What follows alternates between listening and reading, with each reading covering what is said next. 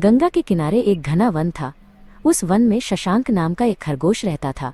उसके 3 प्यारे मित्र थे, ऊद बिलाव उदक, सियार लोमश और बंदर उद्धव। चारों ही मित्र बहुत नेक दिल थे और हमेशा दूसरों की मदद करना चाहते थे। एक दिन चारों मित्र एक साथ बैठे थे। वे दानवीर बनने के बारे में बातें कर रहे थे। उन्होंने सोचा कि उपोषित के दिन परम दान करेंगे, क्योंकि उस दिन किए गए दान का पूरा फल मिलता है। ये बौद्धों की एक पुरानी मान्यता थी। जब उपोषित का पवित्र दिन आया तो सुबह सुबह सभी मित्र भोजन की तलाश में अपने अपने घरों से निकले। उदक, जो ऊद बिलाव था, गंगा तट पर घूम रहा था। उसकी नज़र 7 लाल मछलियों पर पड़ी जो किनारे पर रखी थीं। वो उन्हें खुशी खुशी अपने घर ले आया। उसी समय सियार लोमश भी कहीं से दही की एक हांडी और मांस का एक टुकड़ा चुरा कर अपने घर लौट आया। बंदर उद्धव भी उछलता कूदता एक बाग से पके आमों का एक बड़ा गुच्छा तोड़कर ले आया। तीनों मित्रों ने अपनी इन चीज़ों को दान में देने का संकल्प लिया। लेकिन उनका चौथा मित्र खरगोश शशांक कोई साधारण प्राणी नहीं था।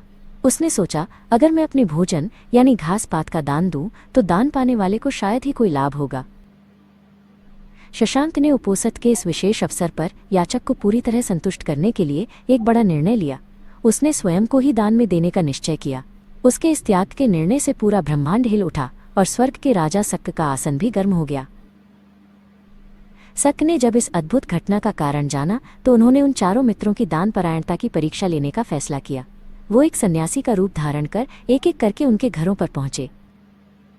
सबसे पहले शक उदक के पास गए।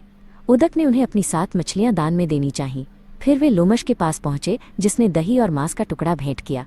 अंत में वे उद्धव के पास गए, जिसने पके आमों का गुच्छा देना चाहा, लेकिन शक ने उनमें से किसी का भी दान स्वीकार नहीं किया। फिर शक खरगोश शशांक के पास पहुंचे और दान की याचना की।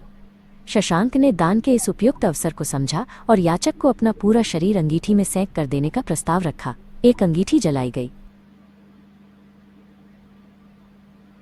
आग में कूदने से पहले शशांक ने 3 बार अपने रोमों को झटका ताकि उसके शरीर पर बैठे छोटे जीव आग में न जल जाएं।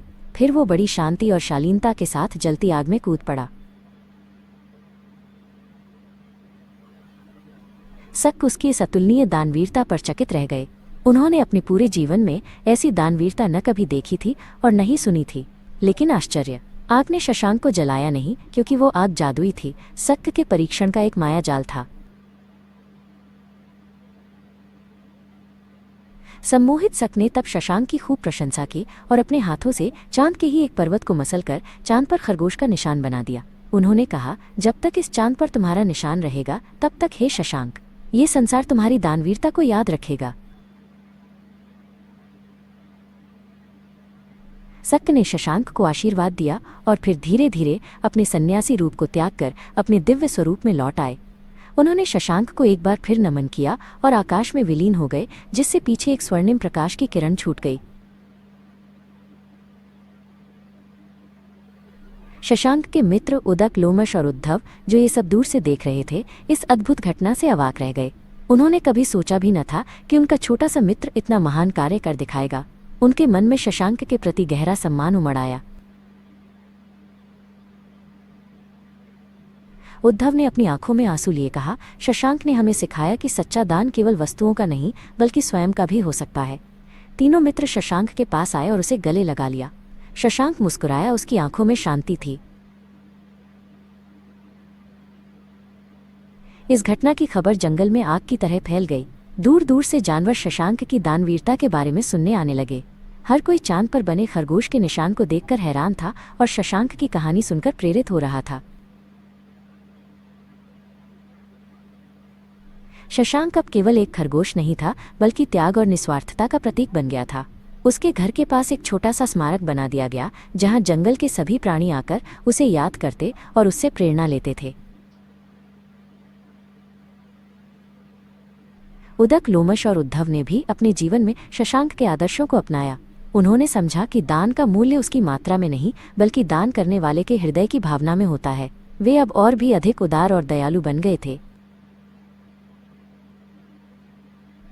लोमश ने एक दिन कहा, हमने सोचा था कि परम दान केवल मूल्यवान वस्तुओं का होता है, लेकिन शशांक ने हमें दिखाया कि सबसे बड़ा दान तो अपना सर्वस्व न्योछावर करना है।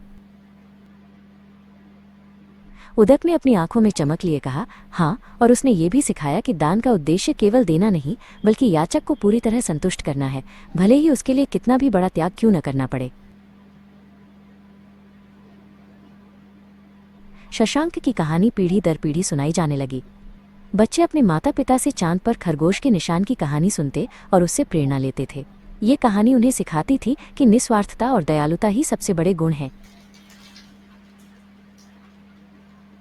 हर उपोषण के दिन जंगल के सभी प्राणी शशांक को याद करते थे। वे छोटे छोटे दान करते, लेकिन उनके दान में शशांक जैसी ही सच्ची भावना और निस्वार्थता होती थी।